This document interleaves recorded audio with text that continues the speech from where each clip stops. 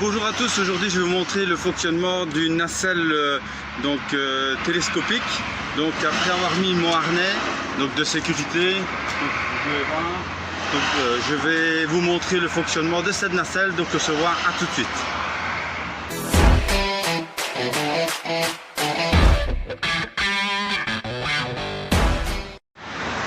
Donc voilà, je vous montre le démarrage. Donc il faut tourner la clé, donc étant donné que la nacelle est plus haute, je ne sais pas y accéder d'ici.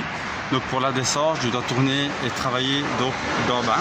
Donc vous bougez le bouton de sécurité, vous mettez en position vers le bas. Voilà, et alors on démarre. Sur le bouton start. Alors on va devoir descendre le bras. Donc pour descendre le bras, il faut appuyer sur le bouton ici sécurité. Et alors d'après le dessin que vous avez besoin, donc vous pouvez descendre. Vous voyez, je descends.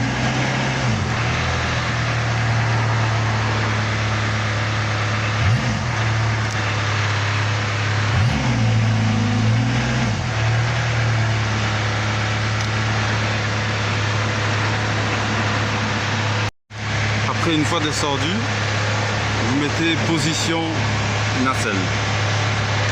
Voilà. Comme ça, je peux travailler de l'intérieur de la nacelle. Une fois dessus, on reprend les commandes par ici. On bouge le bouton de sécurité. On démarre. Alors celle-ci est la manette pour tourner les roues. Donc, vous devez appuyer votre pied sur la manette ici. Parce que c'est obligatoire. Et alors les roues pivotent comme vous pouvez voir. Voilà.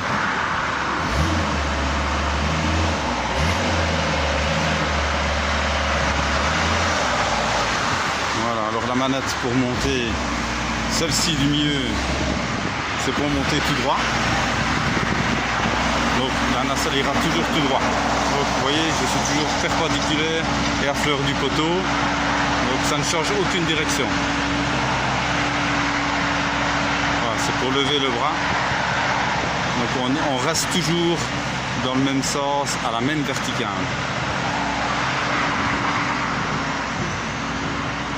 Donc je monte, je monte, je monte. Alors celle-ci, à gauche, pour tourner le bras. Donc vers la façade.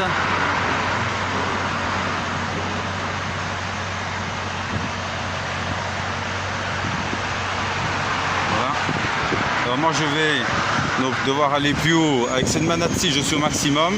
Donc je vais prendre celle-ci de gauche. Et alors celle-ci lève l'autre bras. Voilà, vous pouvez voir, elle lève l'autre bras. Donc je monte, je monte, je monte, je monte, je monte. Mais évidemment, je m'éloigne de la façade en même temps que je monte. Donc je vais devoir tourner mon bac, celui-ci, avec ce bouton-ci. Vous voyez le petit dessin? Voilà, je me tourne, vous voyez, je me tourne vers la façade.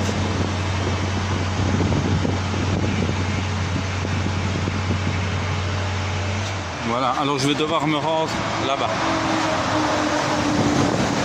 Donc je vais devoir sortir l'autre bras, il y a un autre bras. Donc toujours appuyer sur la pédale. Oui, et c'est l'autre bras qui sort alors. Et alors je monte, je monte, je monte, je monte, je monte. Alors je vais devoir m'écarter de la façade. Donc je vais avec cette manette-ci vers la gauche. Et je m'éloigne de la façade, vous voyez. Voilà.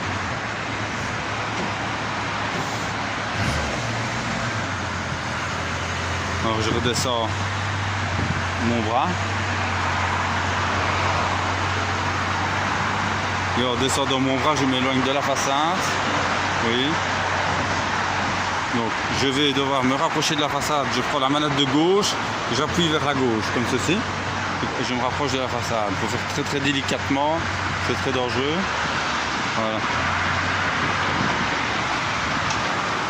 Alors maintenant, étant donné que je suis trop loin de la façade, je vais avancer donc ma nacelle avec mes commandes par ici. Donc j'utilise cette manette-ci, gauche-droite pour les roues. Et ça c'est pour aller en avant et en arrière. Donc j'appuie avec mon pied sur la pédale. Ah ben c'est mise en sécurité. Donc je vais rééteindre et rallumer.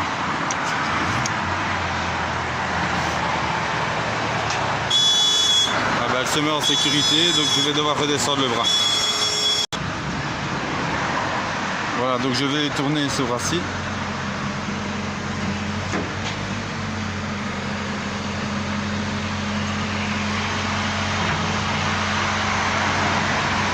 Et avec celui-ci, celui de gauche, je vais me rapprocher de la façade.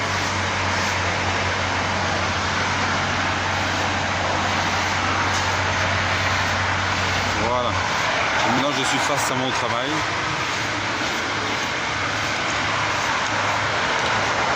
Voilà. Donc toujours bien donc être attaché. Donc voilà, il y a un point d'accrochage, vous voyez. Donc voilà, donc une fois mon travail donc effectué, donc j'ai fait mon joint, donc je vais devoir aller au châssis supérieur. Alors je vais devoir utiliser donc la nacelle. Donc, je bouge le bouton de sécurité, je redémarre sur Start. Et alors je vais monter perpendiculairement, donc il n'y a pas besoin de faire trop de manœuvres, celle du milieu, et alors on monte tout droit en fait. On ne saurait jamais toucher quoi que ce soit. Donc là, on monte parallèle à la façade de cette façon. Vous voyez, parallèle à la façade. Et alors je me mets donc devant mon travail. Voilà. Donc par info, donc nous sommes face au Standard de Liège, donc à Seraing. Voilà, je vous reprends après. Voilà, je vais quand même vous remontrer aujourd'hui également le lissage donc, des joints des carreaux, donc, comme je vous ai montré dans la vidéo d'hier. Et alors aujourd'hui je vais employer donc un spray avec de l'eau savonneuse. Donc vous mouillez comme ça, bien mouillé, l'eau savonneuse. Voilà. Donc, je vais prendre un dessous avec des petits bâtons de bois. Vous voyez. Alors, vous commencez par vos coins vers le bas et vous remontez. Et vous faites directement votre coin. Et alors après, vous partez hop, comme ceci.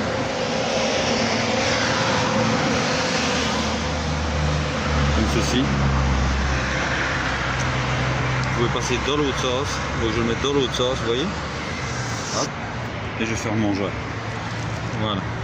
Et je vous remontrerai après le démarrage de la nacelle donc pour aller donc plus haut parce que je dois monter en fait jusque là au-dessus.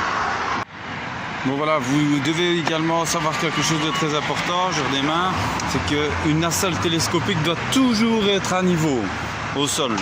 Si vous n'êtes pas à niveau, elle va se mettre en sécurité. Alors vous ne pourrez plus faire votre travail correctement, c'est-à-dire elle ne montera plus. Si elle ne monte plus, ben c'est que votre nacelle n'est plus donc à niveau. Et alors là, ne paniquez pas surtout. Vous pourrez toujours redescendre, même si elle ne remonte pas. Donc voilà, donc maintenant je vais redéployer et tout. Voilà, je vais mettre la nacelle donc face à la façade. Donc je regarde, pas faire de bêtises.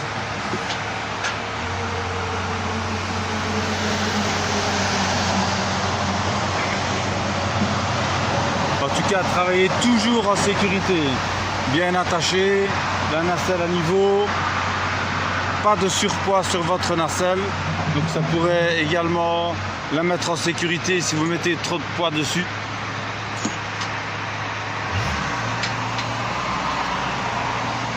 Voilà, maintenant je vais effectuer en fait, une fois bien positionné, donc le joint du châssis ici. Voilà. Donc jusqu'en bas.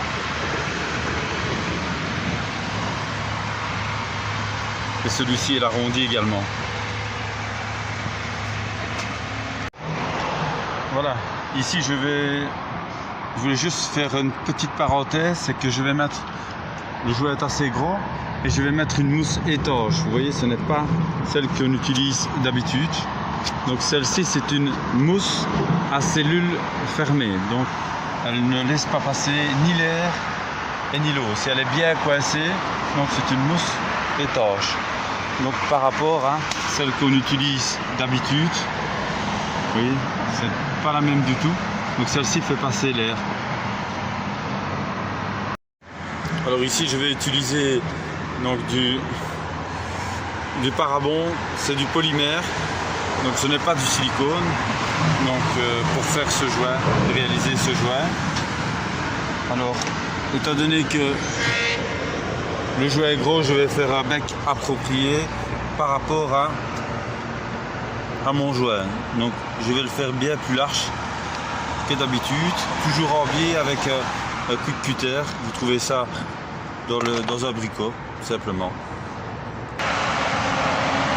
Voilà, donc ici je vais remplir ça en bord de cache pour ne pas mettre trop de matière, mais je vais quand même essayer d'être régulier, de faire à main levée une ligne droite, mais je mets assez de matière à l'intérieur, donc il faut mettre au minimum à 1 cm de profondeur, c'est vraiment le minimum. Donc je vais vous montrer comment le lisser. Donc ici, si vous essayez de le faire le plus régulier possible, voilà. Je vais m'arrêter là et je vais continuer après. Donc je vous montre comment le lisser. Voilà, je vais utiliser un spray avec de l'eau savonneuse.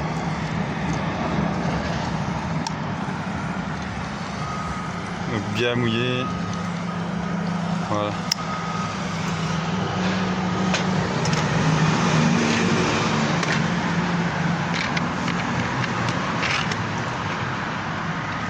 Alors je vais utiliser un petit bâton de bois ici, à main levée,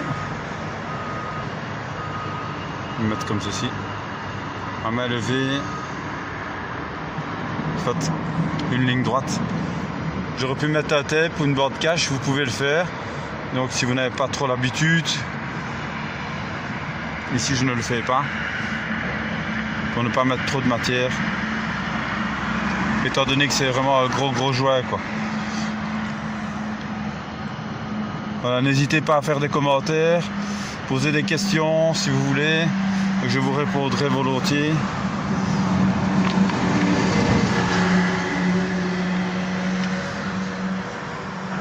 Voilà, et vous passez votre main comme ça, vous voyez, et vous fermez votre jouet. Voilà, donc n'oubliez pas de liker la vidéo et de appuyer sur le petit pouce bleu.